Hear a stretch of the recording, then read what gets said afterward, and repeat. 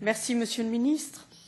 Dans un entretien au magazine Euractiv, le 12 décembre 2016, vous évoquiez vos priorités pour cette présidence maltaise.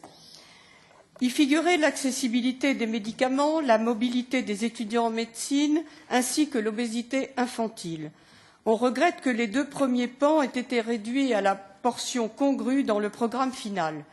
Vous abordez les maladies non transmissibles. Elles sont, il est vrai, une question préoccupante liée au vieillissement démographique, puisque la part des 80 ans et plus doublerait entre 2015 et 2080 dans l'Union européenne. Les maladies cardiovasculaires en particulier constituent 40% de la mortalité globale dans l'Union européenne, avec 1,9 million de morts annuelles.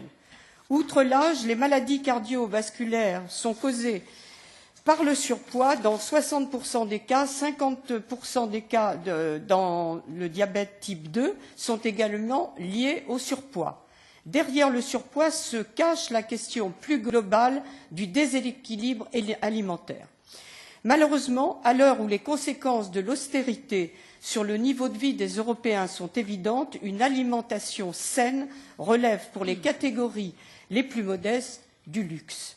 Par contrainte puis par habitude, ces Européens se tournent vers des aliments industriels, préemballés, riches en sucre et en sel, en acides gras trans et sur lesquels le Parlement européen s'est prononcé récemment, ou bien en huile de palme dont nous traitons actuellement dans cette commission.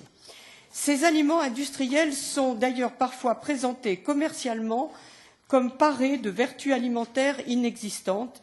C'est le cas des boissons sans sucre. Selon une étude récente, ceci contribue au flou qui entoure pour les Européens les composantes d'une alimentation saine. N'est-il pas réducteur d'aborder la question de l'alimentation par le biais de l'obésité infantile et en particulier des cantines scolaires, alors que les aliments industriels préemballés sont en première ligne?